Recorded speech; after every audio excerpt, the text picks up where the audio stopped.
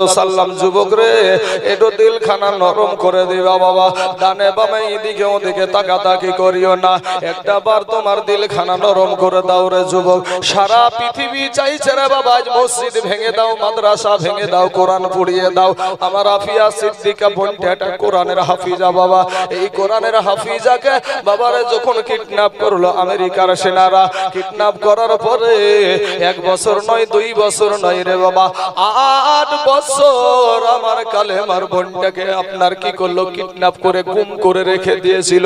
বেঁচে আছে না মরে গেছে কেউ জানে না, তাকে কোথায় রাখা হলো গো, টর্চারিং সেলে আমার কালেমার বোনটাকে রাখা হয়েছিল। ভাই আমি জানি না আমাদের আপনাদের এই এলাকায় এটা চলে কিনা রে বাবা, আপনাদের এলাকায় এই জিনিসটা হয় কি জানি না। পালা গান বলে একটা গান আছে বাবা, কেউ শরীয়ত লাই কেউ মারিফত নেয়, এরকম একটা গান হয় আমাদের এলাকায়, এটাকে পালা গান বলে। ও ভাই গো আমেরিকার বেদিনেরা, আমেরিকার কাফেরেরা আমার ওই কোরআনের হাফিজা বোনটাকে পালা করে ধর্ষণ করতো রে বাবা, আমার ওই বোনটাকে পালা করে ধর্ষণ করতো। ও ভারতবর্ষের মুসলমানেরা রে, তোর একটা বার বিবেক খুলল না রে যুবক, কোন পরিস্থিতিতে যে আছিস রে ভাই, একটা বার তালাশ করে দেখ, তোর জায়গা নাই, তোর মাটির পায়ের নিচে মাটি নাই, তোর পায়ের নিচে মাটি নাই। আমার কালেমার ভাই, আমার সুন্নি ভাই, আমার কলেজের টুকরা নয়নের পারা, আমার সলমান আজহারি ভাইকে ও ভাই বিনা দোষে তাকে গ্রেফতার করে টর্চারিং করে রে বাবা।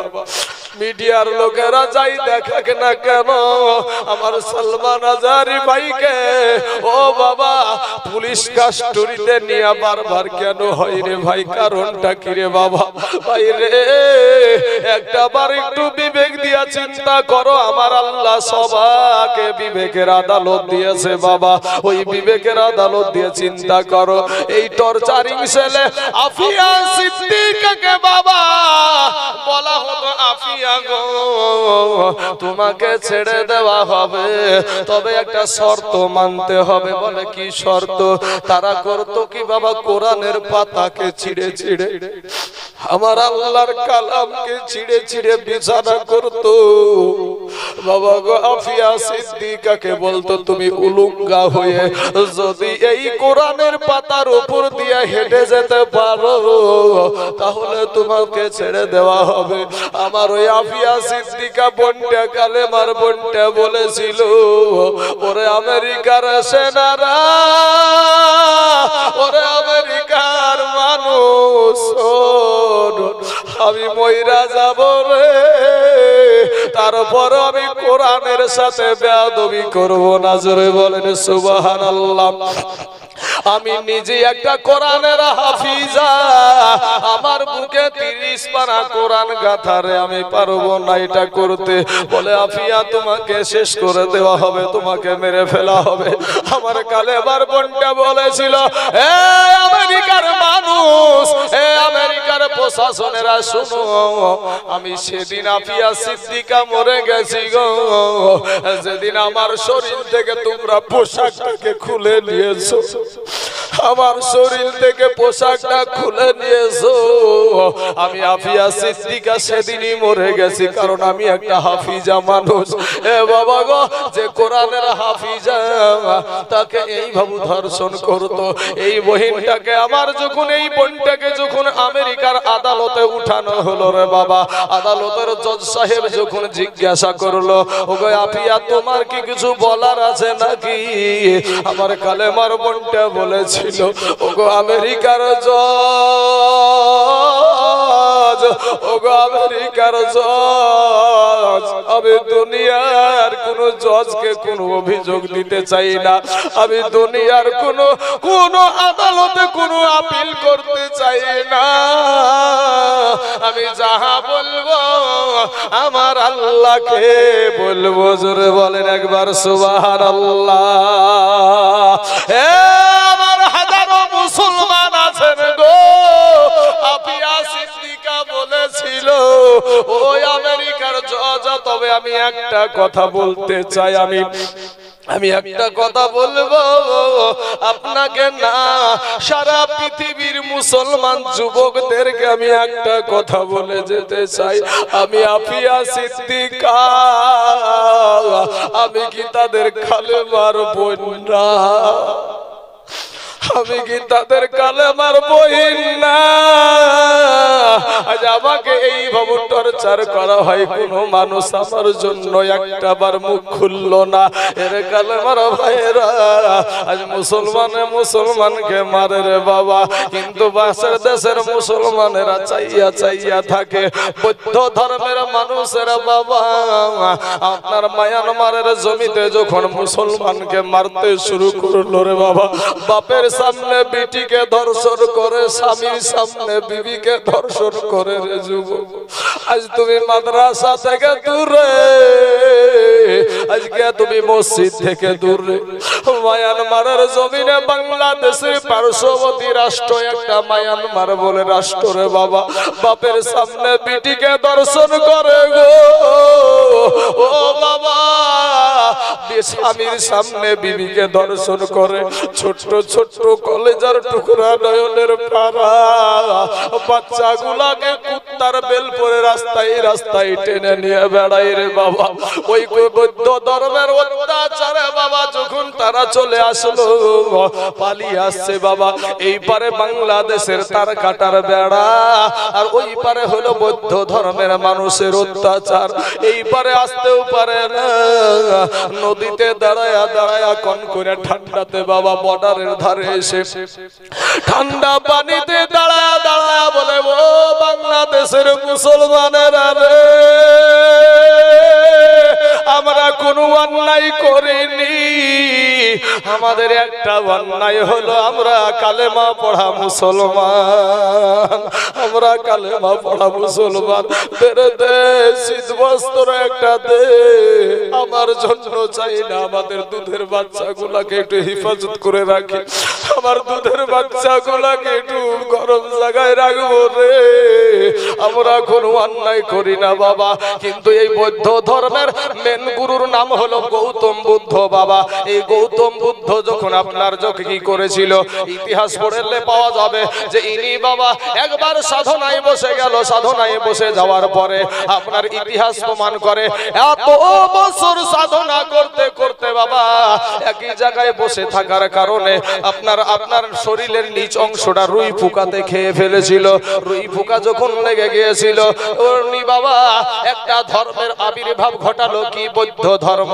আর বৌদ্ধ ধর্মের মধ্যে মেন স্লোগান হলো জীব হত্যা করা মহাপাপ, গরু জবাই করা মহাপাপ, ছাগল জবাই করা মহাপাপ, মুরগি জবাই করা মহাপাপ, পিঁপড়ে মারা মহাপাপ। কিন্তু বাবা রে, এই হেন্দাবাদের যুবকেরা ওই মায়ানমারের জমিনে আমার মুসলমান ভাইদেরকে জবাই করে, আমার মুসলমান ভাইদেরকে বাবা জবাই করে, আমার মা বোনেদেরকে জেনা করে। ও মুসলমান, তারা বলে আমাদের গুরুকে আমাদের বাপকে আমরা মানি না, অথবা বেজন্মার পরিচয় তারা দিয়েছে বাবাজি। ও সোনা মানিকেরা, কিন্তু আমরা মুসলমান কারো ধর্মে আঘাত করি না। কবি বলছেন মুসলমানেরা কারো ধর্মে আঘাত করে না, তার মসজিদেতে হবে আজান কেন তুমি করো মানা। মুসলমানেরা কারো ধর্মে আঘাত করে না, তার মসজিদেতে হবে আজান কেন তুমি করো মানা। আজানের আওয়াজেতে যদি শব্দ দূষণ হয়, তবে যানবাহন গাড়ি ঘোড়া কেমনে চলিবে ভাই। এ মুসলমান আমার ভাইরা, সারা দুনিয়া চাইছে মাদ্রাসা ভেঙে দাও, মসজিদ ভেঙে দাও, মাজার ভেঙে দাও, কোরআনকে পুড়িয়ে দাও। কিন্তু বাবাজি আজকে আহলে সুন্নাত ওয়াল জামাতের একটি মাদ্রাসা আপনাদের এখানে হাজির। ও বাবাজি, আপনাদের দেশের গৌরব, যেই মাদ্রাসা সারা দুনিয়া চাইছে যে এটা রাখা যাবে না। 22শে জানুয়ারি আমাদের একটা মসজিদ নিল, কিন্তু বাবা শোনা আমাদেরকে চিনে না তারা। আবার গোপন সূত্রে খবর পাওয়া যায় আরো 2টা মসজিদ তারা মন্দির বানাবে। একটা গাজলে আছে বাবা, আদিনা মসজিদ, শুনেছেন?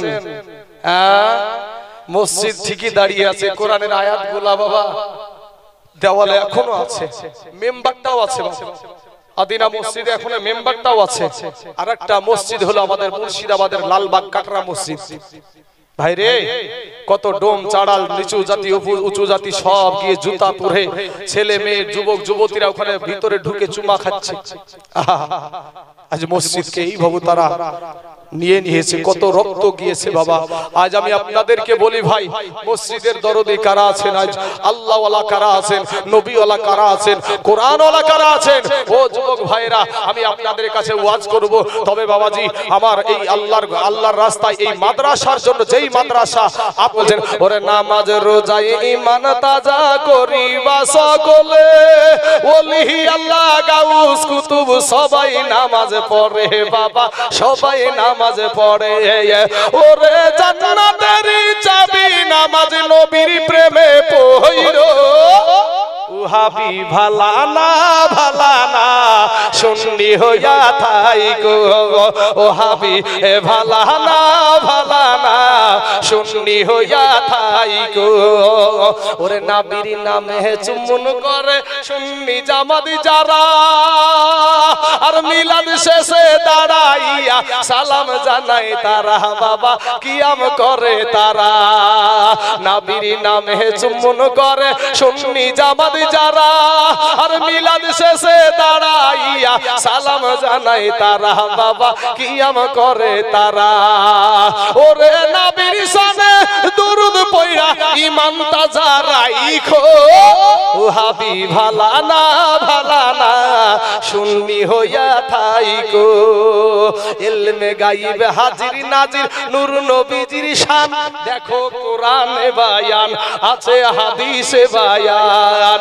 ইলমে গায়ব হাজির নাজির নূর নবীজির শান, দেখো কোরআনে বায়ান আছে হাদিসে বায়ান। ওরে নবীর শানের কথা শুইনা, নবীর শানের কথা শুইনা ঈমান তাজা রাইখো, উহাবি ভালা না ভালা না সুন্নি হইয়া থাইকো, ওহাবি ভালা না ভালা না সুন্নি হইয়া থাইকো। বাবাজি যদি লবাল্য কালে মা বাপ যারো মরে রে, তাহার মতন দুঃখী নাই রে জগতে। আল্লাহ ওরে নূর নবী বানাইলেন আল্লাহ প্রেমের কারণে, প্রেমের ডোরি বাঁধরে মন মদিনার সনে, প্রেমের ডোরি বাঁধরে মন মদিনার সনে। আল্লাহ বানাইলেন কত জাতি, চলে না তার প্রেম প্রীতি। ওরে আশিক হইয়া বানাই নবী প্রেমের কারণে, প্রেমের ডোরি বাঁধরে মন মদিনার সনে। হাবা আর পাঁচটা একজন ব্যক্তি হবে না গো। সুবহানাল্লাহ সুবহানাল্লাহ। আমি তো ভাবলাম 5000 টাকা ভর ভর করে উঠতে লাগবেন। হ্যাঁ, এতগুলো মুসলমান আছেন ভাই, একটু মেহেরবানি করে আল্লাহ